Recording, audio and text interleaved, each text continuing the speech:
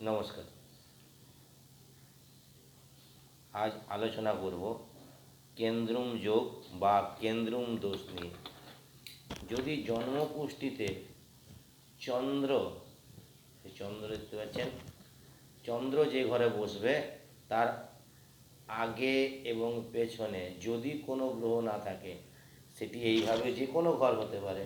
এই যে ঘর দেখতে পাচ্ছেন, এই ঘর, এই আগে এবং পিছে, এপাশে দেখুন, এর আগে এবং পিছে যদি কোনো গ্রহ না থাকে, তাহলে যেটি তৈরি হয় সেটি হচ্ছে কেন্দ্রুম যোগ। কেন্দ্রুম যোগ বা কেন্দ্রুম দোষ।